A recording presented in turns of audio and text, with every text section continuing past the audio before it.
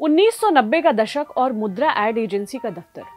धारा refined oil की बिक्री में भारी गिरावट आ गई थी और एजेंसी के ऊपर इस वक्त प्रेशर था एक ऐसा विज्ञापन बनाने का जो लोगों का दिल पिघला दे, एक ऐसा विज्ञापन जो लोगों को मजबूर कर दे कि अगली बार घर में किराने का सामान आए तो तेल के नाम पर धारा ही आए। तभी एक सुझाव आता है कि एक ऐसा ऐड बनाते हैं जिसमें एक बच्चा नाराज हो जाए और माँ उसे मनाने के लिए कचौरी बनाए। दूसरा सुझाव आता है कि इस बच्चे को गुस्से में घर छोड़ते हुए दिखाया जाए और बस स्टैंड से सीन ओपन किया जाए। तीसरा सुझाव आता है कि बस स्टैंड की जगह रेलवे स्टेशन दिखाना चाहिए क्योंकि वो ज्यादा रोमांटिक लगता है। अंततः जो विज्ञापन बनता है उसमें बच्चा घर से भाग जाता है, रेलवे स्टेशन पर रामू काका को मिलता है। रामू काका बताते हैं कि घर में तो जलेबी बनी है। बच्चे को महसूस होता है कि ये घर छोड़ने के लिए सही समय नहीं है। जलेबी कहते हुए बच्चे की आंखें चमक उठती हैं।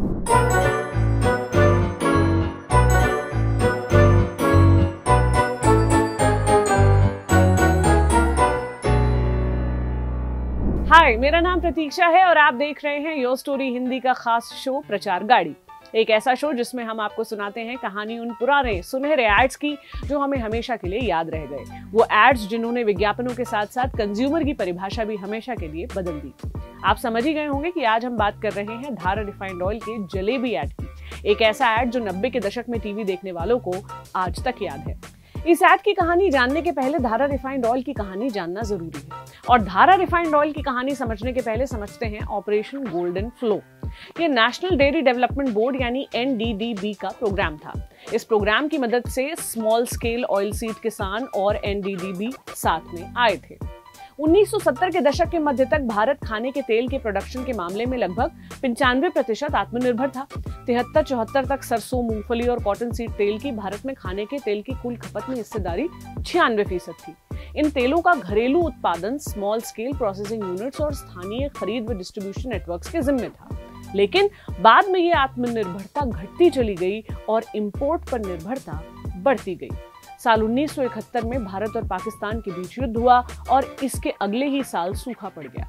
इन दोनों घटनाओं की वजह से भारत में दूध, घी और खाने के तेल की बेहद ज्यादा कमी हो गई। हालांकि तब तक वनस्पति और हाइड्रोजनेटेड वेजिटेबल तेल मार्केट में आने लगे थे। साल 1977 में जब जनता पार्टी देश की सत्ता में आई तो तत्कालीन वित्त मंत्री हीरूभाई एम पटेल ने देश में श्वेत क्रांति, जिसे हम दुग्ध क्रांति के नाम से भी जानते हैं, के जनक डॉक्टर वर्गीस कुरियन से खाने के तेल के मामले में भी ऐसी ही क्रांति करने की अपील की। इसके बाद नेशनल डेयरी डेवलपमेंट बोर्ड ने 23 अगस्त 1988 को धारा ऑयल को लॉन्च किया। धारा ने लॉन्च होने के 3 से 4 सालों के अंदर ही खाद्य तेल में संगठित बाजार के आधे से ज्यादा हिस्से पर कब्जा जमा लिया। धारा पहला ब्रांड था जो सबसे पहले टैम्पर प्रूफ पैक लेकर आया था। साल 2003 तक धारा के डिस्ट्रीब्यूशन का अधिकार अमूल वाली Gujarat cooperative milk marketing federation के पास था। फिर NDDB धारा ब्रांड को मदर डेयरी के स्वामित्व में लेकर आया। मदर डेयरी NDDB की पूर्ण स्वामित्व वाली सब्सिडियरी है। 1990 के दशक में धारा सबसे बड़ा खाद्य तेल ब्रांड बन गया। 80 के दशक में धारा रिफाइंड ऑयल सब्सिडाइज था, जिसके चलते ये देश का सबसे ज्यादा बिकने वाला खाद्य तेल ब्रांड बन चुका था। मगर समय बदलने वाला था। 1990 के दशक की शुरुआत में सरकार से मिलने वाली सब्सिडी विड्रॉ कर ली गई। तब तक लोगों के बीच में धारा की इमेज राशन वाले तेल की बन गई थी जो बेहद सस्ता मिलता था, इसलिए कोई भी इसकी पुरानी कीमत से ज्यादा नहीं देना चाहता था। इसके चलते धारा की बिक्री को भारी गिरावट झेलनी पड़ी। धारा को एक अच्छे एड कैंपेन की जरूरत थी। इसका जिम्मा आया मुद्रा अहमदाबाद पर। मुद्रा ने कई क्रिएटिव कैंपेन ट्राई किए। इसी दौर में धारा धारा शुद्ध धारा टैगलाइन का भी जन्म हुआ। मगर एक वक्त सबसे ज्यादा बिकने वाले इस तेल की बिक्री गिरती ही गई। आलम यह था कि 1 लाख टन से गिरकर बिक्री 30,000 टन पर सिमट गई। ये वो वक्त था जब मुद्रा के हेड जगदीश आचार्य को महसूस हुआ कि एक ऐसा एड कैंपेन बनाना जरूरी है कि लोग दामों के बारे में न सोचकर इस तेल की इमोशनल वैल्यू से जुड़ जाएं। इकोनॉमिक टाइम से हुई एक बातचीत में जगदीश आचार्य बताते हैं कि उनके दिमाग में 4 चीजें घूम रही थी: बच्चा, माँ, खाना और एक इमोशनल कनेक्शन जो इन्हें साथ में जोड़ दे। ये वो दौर था जब लगभग हर एड में बच्चे दिखते थे। चुनौती थी कुछ अलग बनाने की। मुद्रा ने एक स्क्रिप्ट फाइनल की जिसमें बच्चा घर छोड़कर चला जाता है और कचौरी के लालच में वापस आ जाता है। जगदीश आचार्य ने जब ये स्क्रिप्ट अपनी माँ को सुनाई तो माँ ने कहा, इस स्क्रिप्ट में एक बुनियादी गलती है। छोटे बच्चे कचौरी के दीवाने नहीं होते क्योंकि वो उनके लिए स्पाइसी होती है। साथ ही साउथ इंडिया में कचौरी का कोई सीन नहीं है। बच्चे के हाथ में जलेबी होनी चाहिए और इस तरह जन्म हुआ धारा के जलेबी ऐड का। और हाँ, जलेबी के ऐड का सबसे महत्वपूर्ण पहलू वो नन्हा बच्चा जिसका नाम बबलू था। बबलू यानी पारजान दस्तूर इस ऐड के लिए ऐड मेकर्स की पहली चॉइस नहीं थे, लेकिन जिस बच्चे को ऐड के लिए फाइनल किया गया था वो शूट के टाइम बीमार पड़ गया। पारजान कुछ वक्त पहले से बच्चों के लिए वॉइस ओवर किया करते थे। उनसे जब ट्रायल करवाया गया तो जलेबी बोलते वक्त उनकी आंखों में आई चमक पर ऐड मेकर्स दिल हार बैठे। पूरे 38 टेक्स के बाद बना ये विज्ञापन घर घर में छा गया।